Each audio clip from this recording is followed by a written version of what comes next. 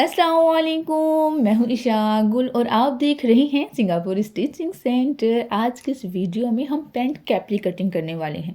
Pant capri आपने सुना ही होगा, पैंट पजामा पैंट कैपरी बहुत मज़े की कटिंग होती है और स्टिच होने के बाद पहना हुआ भी बहुत अच्छा लगता है। लेकिन अगर आप अब तक समझते आए हैं कि पैंट कैपरी की कटिंग बहुत मुश्किल है, तो इस वीडियो के बाद आपको पता चलेगा कि इससे आसान तो कुछ है ही नहीं, हो भी नहीं सकता। इसलिए इस वीडियो को शुरू करने से पहले अगर आप मेरे चैनल पर नए हैं और पहली बार तशरीफ़ लाए हैं, तो अब तक आपने मेरे चैनल को सब्सक्राइब क्यों नहीं किया भाई? जल्दी से मेरे चैनल को सब्सक्राइब कर दीजिए। बेल आइकन प्रेस करना बिल्कुल मत भूलिएगा। जो साइड पे आपको घंटी नज़र आ रही है ना, तो उस पर आपने क्लिक लाजमी करना है ताकि मेरी आने वाली हर नई वीडियो सबसे पहले आप तक पहुँचे। उसके बाद वीडियो को लाइक भी कर दीजिएगा और कमेंट भी कर दिया करें भाई। आपके चंद अल्फाज मेरी हौसला अफजाई कर देते हैं, मेरा हौसला बढ़ जाता है। उसके बाद जब जैसे कि वीडियो स्टार्ट हो चुकी है, हमारे पास जो पैमाइश वाला ट्राउज़र था मैं उसको पैमाइश कर रही हूँ।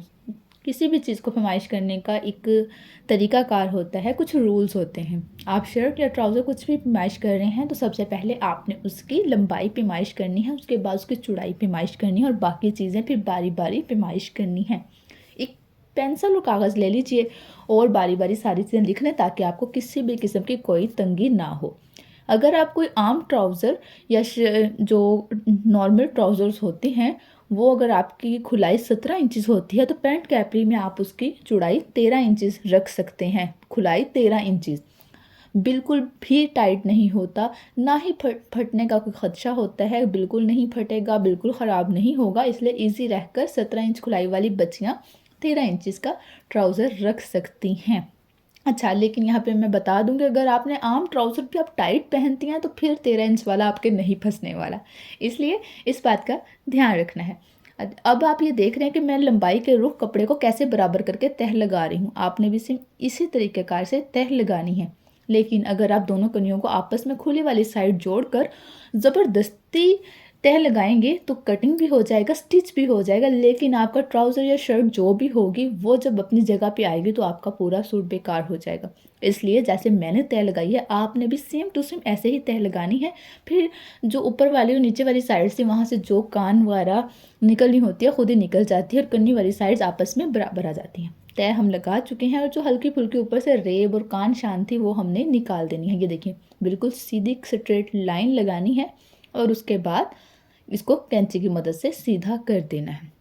सीधा हमने पहले ही कर देना है क्योंकि ताकि आपको अच्छे से समझ आ जाए कि ट्राउज़र्स की कौन सी टिप्स और ट्रिक्स हैं जिसकी वजह से ट्राउज़र इतना प्यारा स्टिच होता है। ये 2 इंचज़ की हमने निशान लगाना है, लंबाई के रुख 2 इंच का निशान लगाना है। उसके बाद हमने चौड़ाई के रुख भी 2 इंचज़ का निशान लगाना है। ये 2 इंच चौड़ी पट्टी है, उसके बाद चौड़ाई के रुख भी हम 2 इंच का निशान लगा रहे हैं। जो चौड़ाई के रुख निशान है वो नेफ़े का है। हम नेफ़े का लाइन लगा के पहले ये बता देंगे कि भाई ये हमारा नेफ़ा है। हमने बाकी जो पैमाइश करनी है तैयार ट्राउज़र की वो नेफ़े को निकाल के करनी है। अब म्यानी है वो भी आप देख रहे हैं कि मैं कहाँ से पैमाइश कर रही हूँ। 13 इंचज़ की म्यानी थी तो जस्ट 11.5 या 12 इंचज़ की लाइन खींचनी है, 11.5 या 12 इंचज़ की, क्योंकि जो हमने गुलाई की है ये आप देख ही रहे होंगे म्यानी की, उसकी वजह से 1 इंच खुद ब खुद बढ़ जाता है। अब 13 इंच की खुलाई रखनी थी, तैयार खुलाई 13 इंच थी तो मैंने 13 इंच पे ही निशान लगाया है। 13 इंच पर ही निशान लगाया है। इस बात को अपने जहन नशीन कर लेना है कि मैंने कोई सिलाई का नहीं रखा, कुछ भी सिलाई के लिए नहीं रखा। 13 इंच खुलाई थी और मैंने 13 इंच तक ही निशान लगा लिया है। अब ये देखिए, लंबाई 38 इंच थी, वहाँ पे भी मैंने एक स्ट्रेट लाइन लगा ली है 38 इंच पर। 38 इंच पर एक सीधी लाइन खींच ली है। ये देखिए, खुलाई थी 13 इंचज़, 13 इंचज़ का हाफ क्या होगा जल्दी जल्दी बताइए। 6 इंच पे 12 इंच हो गया और 6.5 इंच, 6.5 इंचज़। ये देखिए, अगर आपको समझ नहीं आ रही तो 13 इंचज़ का जब हाफ करेंगे तो 6.5 इंचज़ आएगा। 6.5 इंचज़ पे ये देखिए मैंने सेंटर में एक निशान लगा लिया। ये ट्राउज़र का हमारे का सेंटर है, हमारे ट्राउज़र का ये सेंटर है। 6.5 इंचज़ ये हमारे ट्राउज़र का सेंटर है। अब हमारा पांचा था 7 इंचज़, 7 इंचज़ पांचा था और इसका जो हाफ होगा वो भी 3.5 इंचज़ होगा। ये देखिए 3.5 इंच हाफ होगा।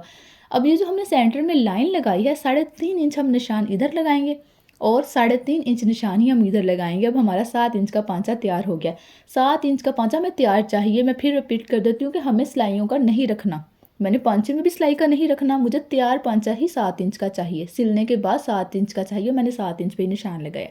ये वाला जो पैमाना है ये बहुत ज़्यादा हेल्पफुल है पैंट ट्राउज़र कटिंग करने में। आप देख ही रहे हैं कि कितनी अच्छी शेप इसने अभी बना देनी है पैंट ट्राउज़र की। ये आपको किसी भी दुकान से, मार्केट से मिल जाएगा, आसानी से मिल जाएगा, तो आप इसको ख़रीद लीजिए। और ये देखिए कितने मज़े से, आसानी से पैंट ट्राउज़र का एक शेप जो होती है मखसूस वो बन गई है। अब दूसरी साइड पे भी हमने एक लकीर खींच लेनी है। ये आपको जो नज़र आ रहा है ना, यही, ये देखिए बिल्कुल ऐसे एक लकीर खींच लेनी है। उसके बाद हमने फोल्डिंग का रखना है, जैसे हमने नेफे का एक्स्ट्रा रखा था, हमने फोल्डिंग का एक्स्ट्रा रखना है। 3 इंचज़ फोल्डिंग काफ़ी होती है, 3 इंचज़ की फोल्डिंग काफ़ी होती है। ये देखिए यहाँ पे हमने निशान लगाना है और स्केल की मदद से सीधी लाइन खींच लेनी है, ताकि हमें कपड़ा बिल्कुल सीधा स्ट्रेट चाहिए, ताकि हमारा ट्राउज़र उतना ही अच्छा सिले। अब ट्राउज़र के ऊपर वाली साइड्स पे भी हम 3 इंचज़ का एक निशान लगाएंगे। यहाँ से आपने बहुत गौर से देखना है कि मैं ये क्यों लगा रही हूँ। पैंट ट्राउज़र का जो ट्राउज़र होता है, नीचे फोल्डिंग उसकी स्ट्रेट नहीं रखते, थोड़ी शेप में रखते हैं ताकि फोल्ड अच्छे से हो। ये देखिए 7.5 इंचज़ बना है, वो नीचे से 7.5 इंचज़, ये जहाँ से मैंने पैमाइश की आपने देखा ही है, वो 7.5 इंचज़ बना है, उसका हाफ़ करना है।